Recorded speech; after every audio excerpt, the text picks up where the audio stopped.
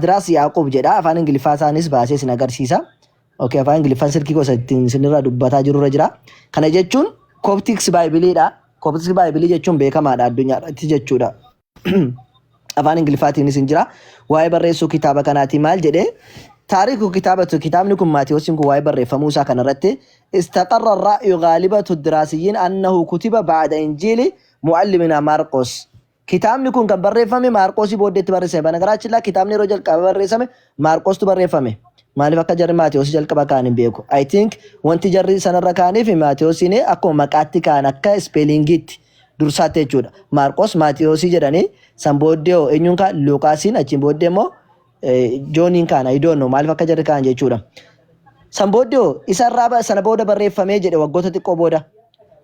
Waqabla karaa bil haykalil Yahuud otoo haykalli Yahuudotaa utuu inni hin diigamin duratti haythu yatahaddasu anhu كنبوة لا كواقع قد تمت لهذه يقدرون كتابته بالربع الثالث من قرن الأول جد كتاب نكون قرن الأول يمكن مو جارات كفا ربع الثالث يجون جرا وجا جاتمي مكفرت كان بري فمدا وانجيل ماتيوس يكون وانجيل ماتيوس كان مو وروني دبته لك ماتيوس بري سنة كتابه كان إني بري سه أكجروتي ماركوس الرافرته malee ofiisaatti kan inni dubbatu ofiisaamti kan inni barreesse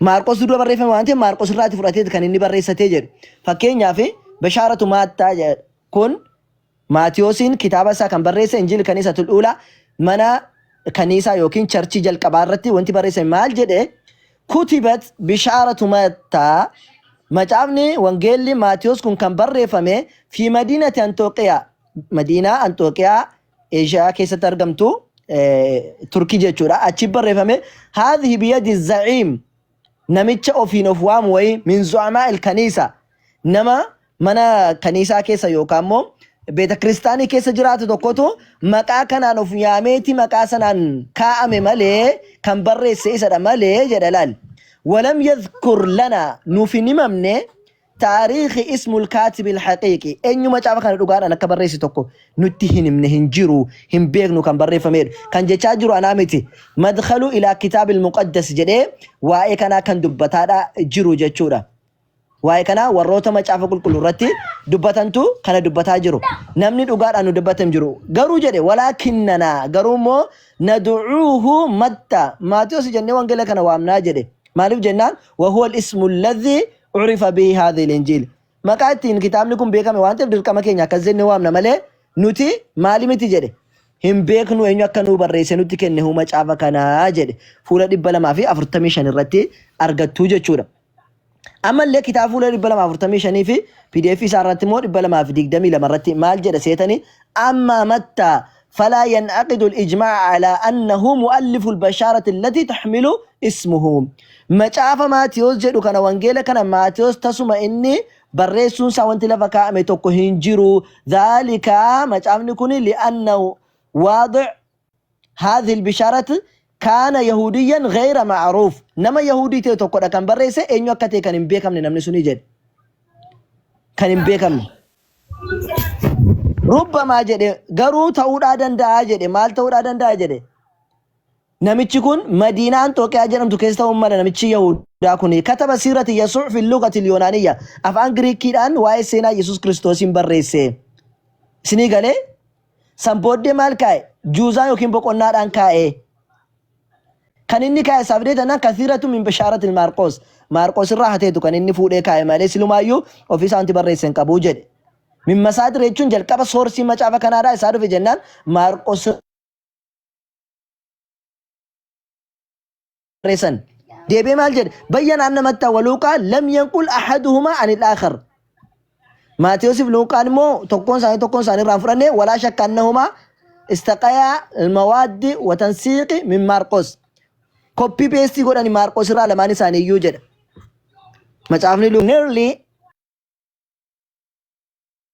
unanimous agreement in scientific circles today that the evangelist is unknown wangeelonni barreeffaman kun annaawniidha hin beekamu inni akka isaan barreesse jedha kan jechaa jiru moo hin beektu birds of Masih macaafa jedhu irratti argaa jirtu taatan dhaloota Yesuus Kiristoos jedhee kan dubbate Raymond E. Brown namicha jedhamu jechuudha namicha Ameerikaa kan barreesse fuula 45 irratti. Wangeelonni eenyu akka jarri barreeffame eenyudha? Annaawoniidha. Hin beekamani kunoo annaawon argaa jirtu taatan is unknown hin beekamanii jedhe. Although we custom of the river jedhe.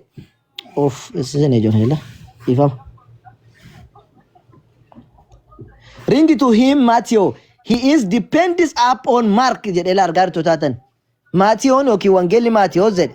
Matthew he depends upon Mark. Marqos irratti hirkateeti malee kan inni barreesse waa takkitti ofiisaati wanti inni barreesse tokko hin jiru. Inumaayyuu wal fakkaachuu keessa ba'anii koodiin jaraaf kenname Q&A jedhamu beekamaadha kun warra waldaa biratti jechuudha. Warra abbootii amantaa biratti Q&A kun beekamoodha. Koodii jara lamaaniif kenname jechuudha. Walirraa hatanii koppii peesii godhame. Isarratti hirkate malee waa tokko inni beeku tokko hin jiru ofiisaati wanti barreesse hin jiru jedhe. Sinii galee gad dhufee maal jedhe? Roman Catholic were among the last to given of defending officially the view that the gospel was written by Matthew, one of the 12. Akka warra Catholic nama Matthew jedhamutu barreesse jedhu malee. Sagaleen koo jira? Eeyyee jira. Aywa. So malee namni Maatiyos ofiisaati barreesse jedhamu tokkollee hin jiru. Isinii galee hin jiru. أكثرت ما الجد وكنا نودي أن نعرف من مكان هذا الكتاب الذي أطلق عليه اسم متى ما تعرفنكم ماتيوس جد أمريكان هما ميكوني جد نامي تكون أموغلا فولا ميك الرتبة إيتو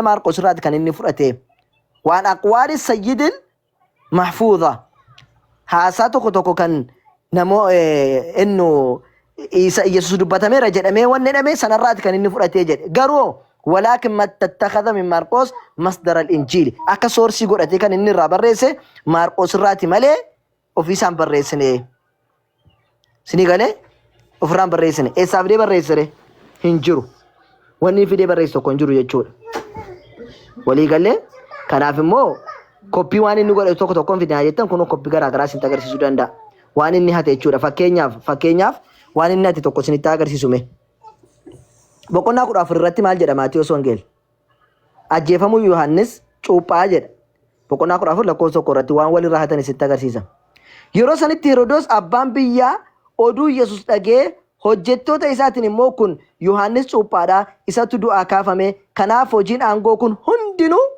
isaan hojjetamaa jiru jedhe kana qaxxitaa sirraa takka inni fuudhe ilaala 14 irraati Maarqosis 14 jira maqaan Yesuus bal'aatti beekame waan tureef Herodos mootichi waa'ee isaa dhagee kanaan Yohaannis Cuuphaatu du'aa ka'e kanaaf humni gurguddaan isaan hojjetamaa jiru jedhan jedhe kan inni raate tokko jedha lammaffaa Maarqos 6:22 Maarqos 6:22 irratti intalli Heroodiyaas ol galtee yemmuu sirbite Heroodosii fi keessummoota isaa gammachiifte mootichi yemmuu intalittiidhaan waanuma barbaadde na kadhu ani siif waanan kennaa jedheen sababa ishee Yohaannisi morma irraa kuchisiisteef jechuudha fidde la dhufteeti sirbii waan barbaade siin kedhadhee waadaa galeef jennaan isheen immoo maal jetteeni akka inni Yohaannisi morma irraa kutee kennuuf barbaadde ammas hamma walakkaa mootummaa kootitti waan maatii barbaadde gaafattee jedheen as dhufee eenyurraa fudhate Maarqos kuni kan inni barreesse kana Maatiyos immoo dhufee irraa fudhate maal jedhe guyyaan seenaa dhaloota Herodos geenyaan intalli Herodos keessummoota sana duratti sirbite Herodosiin gammachiifte kana irratti inni waanuma isheen gaafatte isheedhaaf kennuudhaaf kakaadhaan abdachiisee jedhe qaxxitaa siraa fudhate Maatiyos 14:6 Maarqos 6:22 irraa fudhate jechuudha irraa hatee qaxxitaan of fidee koppeesti godhee jechuudha ammallee ka biraa waan inni hate Maarqos boqonnaa 6:25 irra ka jiru Maatiyos immoo boqonnaa 14:22 irra kaa'e Fakkeenyaaf kan Maarqos dura barreeffame Maarqos yaa dubbisnu. Kanaaf intalittii yommusuma gara mootichaatti ariifattee ol galtee akka ati tokkichuma mataa Yohaannis Cuuphaa gabateetti anaaf laattu nan barbaada jetteen. Yohaannis Cuuphaadha jechuudha. Morma isaa irraa kuttee fiddee gabatee cuuphaa gabatee irratti akka naa kennitu barbaada morma isaa jetteen. Kana irratti mootichi garmalee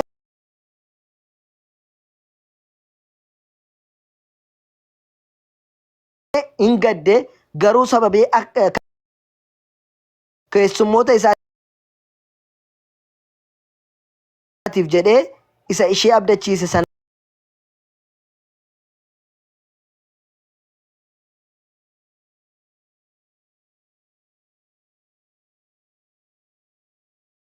lakkoofsa 8 irratti maal jedhe isuma sana fudhate intalittiin immoo haadha isheetiin gorfamtee asitti mataa Yohaannis Cuuphaa gabateetti anaaf kenni jettee jedha sanuma fidee as kaa'e.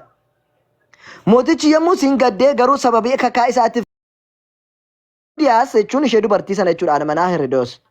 Haaloo ittiin qabattee isa ajjeesuu hin barbaaddi turte garuu hin dandeenye jedhe. Eenyu jedha Maarqos boqonnaa lakkoofsa 19. Yohaannis kanuma fudhatee dhufeeti Maatiyos boqonnaa 14 lakkoofsa 5 irratti inni Yohaannisiin ajjeesuu hin barbaanne ture garuu namoota warra Yohaannisiin akka raajitti ilaalan sodaatee jedhe. Argaa jirtuumi? Akkasittiin irraa hatee fideeti Maatiyos koppi peestii godhee irraa kaa'e malee wangeelli Maatiyos barreessuu ragaan tokkittiidha hin jiru jechuudha. Ragaan tokko hin jiru. Qoodamanii jedhe. Warri beektota kiristaanotaa bakka sadii qoodame wangeela Maatiyos kana hin barreessa ka jedhamu. انقسم الدارسون إلى 3 فرق تجاه هذه القضية. حالة سديت دفني. إني كان Maatiyos fakkeessee kan waa'ee Isaa alayhi salaam barreessetu jira jedhani. Inni kaan immoo lakki Maatiyos inni kun ofii masaayyuu barataa Yesuus Kiristoosidha warra jedhantu jira jedhe. Kasadaffaa kana irratti maal jedhe? قد يكون كل ذلك إنما الأمر المهم هو أن متى كان مشتركا في كتابة هذه الإنجيل بوضع نواته الأولية وجاء الشخص من بعد يسوع إنه Maatiyos macaafa kana keessatti daayirektii itti hirmaatee jira barreessuu keessatti garuu immoo jedhe namichi wayii duubaan dhufeeti waan Maatiyos jalqabe kanatti barreessee guuteetu wangeela kana maqaa isaatiin moggaafate. Asitti garuu gaaffiin nutti ka'aa jedhe abbaan barreessaa macaafa kanaa maal jedhe? Namni macaafa qulqulluu kana hiikaa jiru maal jedhe? Koomentarii macaafa kanaa wahunaa yuwajjihuna su'aal gaaffii wayitu nutti dhufaa gaaffii wayitu dhiyeeffamuudhaa jira jedhe. Gaaffiin sun man huwal kaatibuun idhan erga akkas ta'e kan dhugaadhaan katabe barreesse eenyudha reeyyuu? Eenyu macaafa kanan katabe?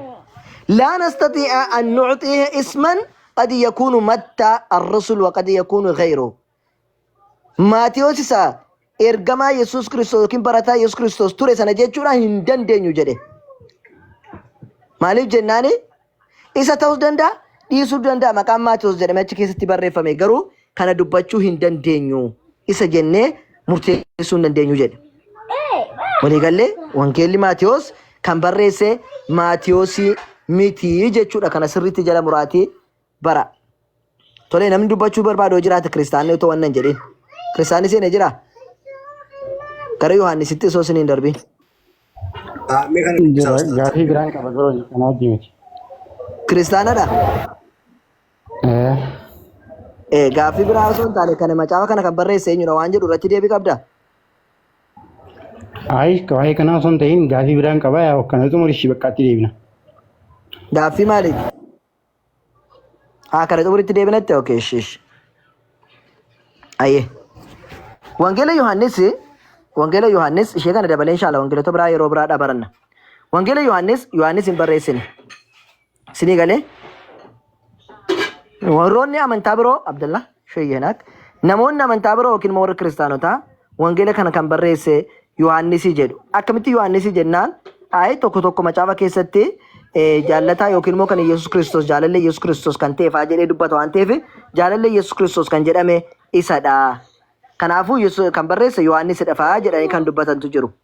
Bakka kana keessatti argattanii jennaaniin fakkeenyaaf Yohaannis Wangeel boqonnaa 21 lakkoofsa 24 irratti maal jedhu? Inni dubbii kanaaf dhugaa ba'u kan kana hundumaa caafes barattuudhuma kanaa jedha. Barattuun kun eenyudha? Kan kanaaf ragaa ba'e eenyu? Waan jechaa jiru ilaala. Inni dubbii kanaaf dhugaa ba'uudha. Dubbii kanaaf dhugaa ba'u. Kan kana hundumaa caafes jedha. Barattuudhuma kanaa jedhe. Barattuun sun eenyudha? Barattuu kana kan jedhe immoo Yesuus Kiristoos kan inni jaallatu kan jedhu sanadha jedhaniiti ragaa fidatu jechuudha.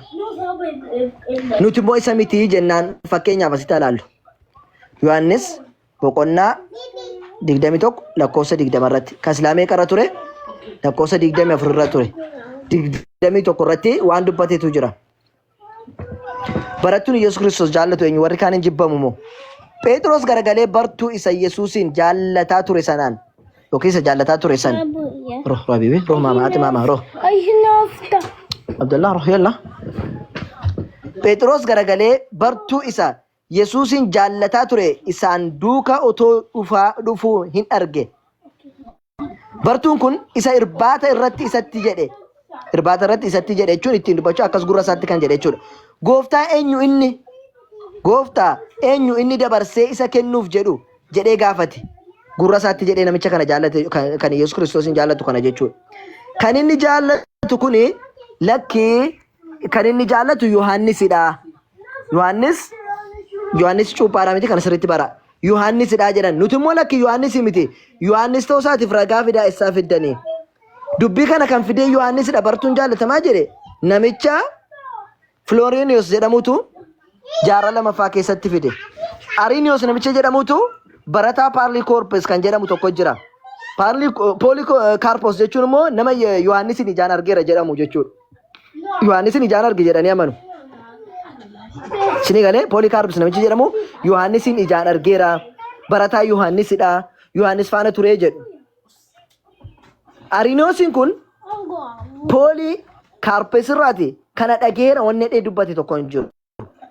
Bishooppii warra Turkiiti namichi Polycarpus jedhamu jechuudha. Isarraa argeera kan jedhu hin jiru. Jaarraa tokkoffaa keessa waggaa 140 inni lakkii barataa Yesuus Kiristoosin turee jedheeti fragment of Papias kan jedhu macaafa sana irratti ragaa ba'e jechuudha namichi kun. Barataa eenyuti jedhee Polycarpus kun barataa Yohaannis jedhe. Barataa Yohaannis haa jedhu malee Polycarpus kun Polycarpusan Yohaannis irraan dhaga'ee Yohaannisu anatu barreesse jedhee kan jedhu tokko hin jiru. Lammaffaa Polycarpus kun immoo Yohaannistu macaafa kana barreesse jedhee Floriniusitti hin himne, Ariniusittis hin himne jechuudha. Kanaaf wangeela Yohaannisi kana namni barreesse tokkodha hin jiru. Lakkii hin fudhanna moo yaada jarri jedhan yoo jiraate immoo waan ajaa'ibaati. Akkuma isiniin jedhe iyyuu Paaphiyaas namichi jedhamu barataa Yesuus Kiristoos. Paaphiyaas jechuun kana yoo argaa jiraattan barataa Yesuus Kiristoosidha jedhameeti kan amanamu. Argaa jirtu? Barataa Yesuus Kiristoos. Isinii galee? Jechuun warra munaafiqootaa jedhaniiti kan jarri barreessanii jedhamu keessatti kunoo STC Arinius Against Heresy kitaaba shanaffaa keessatti kitaaba shanaffaa akka argaa jettan lakkoofsa 4 irratti barataa isaa ta'uu gaafa dubbatu jechuudha. Yoo kana fudhattu taatan maal akka ta'e haasofna. Yoo dhuguma ragaa namicha kana fudhatu ta'e waan inni jedhu hunda fudhatu taanaan asumatti jara agarsiisnaa jechuudha. Namichi kun maal jedha? And these things are borne witness to in written by Papias jedha. Wanti kun Papiasin kan inni barreessame the hearers of John. Barataa eenyu ture namichi Papias jedhamu barataa yookiin immoo hiriyaa eenyu ture? Yohaannisin ture jedha. And the companion of Polycarp. Papiasin kun barataa Yesuus Kiristoosin ture. Ammas hiriyaa Polycarpin ture. On his fourth book. Waa'ee kitaaba isaa afurii keessa kan inni dubbatee jedhe. Chaaptarii 33 lakkoofsa 4 irratti jechuudha. Okay, Papiasin kuni eega barataadha jenneeti yookiin barataa Yohaannis jenne waan Papiasin jedhe kan hundumaan fudhattuu jennaan eeni yoo jedhani ragaa kana kan fudhatan taanaan kootaa kamaarreeyyuu jennaan asumatti waan dubbate wayitu jiranni. Namichi Papias jedhamu kuni waa'ee Yesuus Kiristoos waan dubbate wayi jira. Yohaannisu kitaaba kana barreesse kan ragaa jalqaba beef isa kanadha. yoo dhuguma waan namichi kun jedhe ragaanuu ta'a jedhani hundayyuu ragaa godhachuu qabu. Fakkeenyaaf against Heres book 2 keessatti chapter 22 macaafa lammaffaa yookiin volume lammaffaa keessatti chapter 22 irratti maal jedha namichi kun? The 30 years are not typified by the fact that Christ was baptized in this 30 years jedhe. Yesus Kristos jedhe waggaa 30 keessatti cuuphamee ka'ee jedhe laala. Waggaa 30 keessatti cuuphamee akka jedhamu keessatti yoo taate he did not suffer in the 12 months after his baptized. Cuuphamee laala cuuphamee waggaa ji'a 12 keessatti hojii isaa kana inni hin jammarre. Gocha isaa kana inni hin jammarre. Maal malee jennaan but jedhe haa ta'u iyyuu malee jedhe but was more than 50 years old when he died jedhe. Yesus Kristos akka namoonni jedhan waggaa 33tti du'an osoo hin taane jedhe. Yesus Kristos yeroo inni du'u waggaa 50 ture jedhe.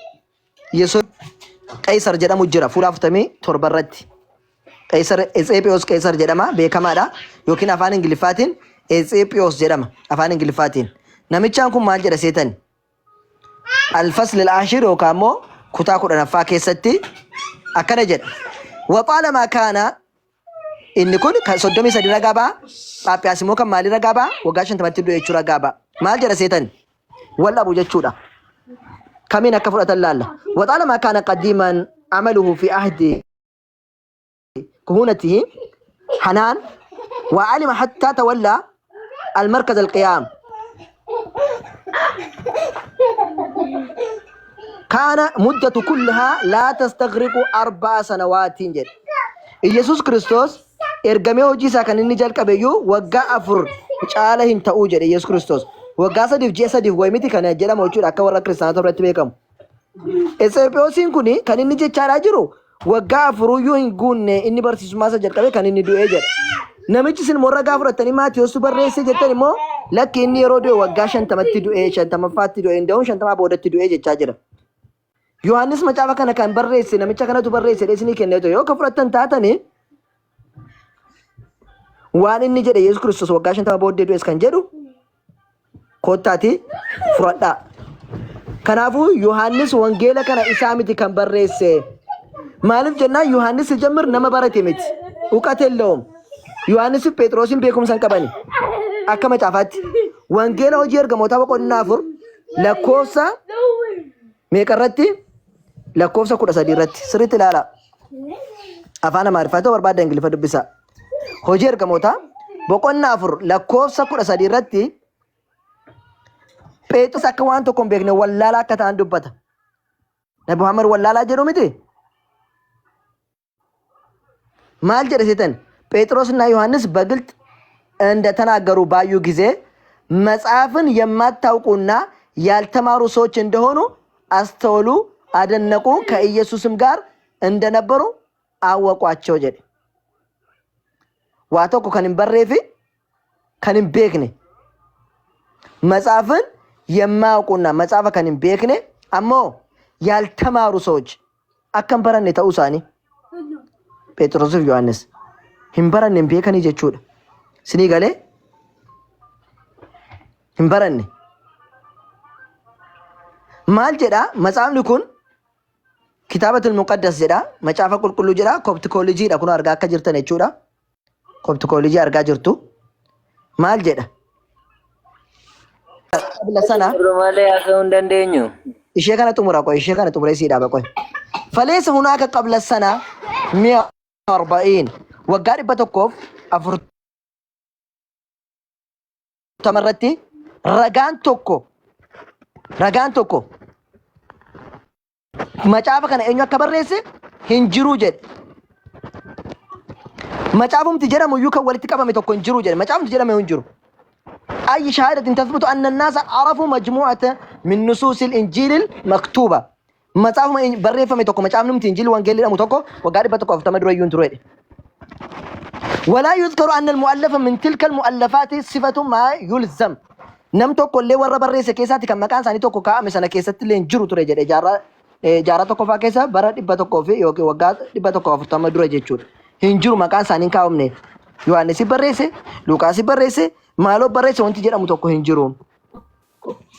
فلم يظهر إلا في نصف الثاني من قرن الثالث شهادة wanni kun kan inni jalqabuudha jalqabe jaarraa lammaffaa walakkaa keessatti waggoota 250 akkabaabii booddeedha hamma jaarraa sadaffaattiidha kan inni maqaan itti kenname malee san dura eenyu barreesse kanatu godhe wanni jedhamu hin jiru ture jedha. Kanaafuu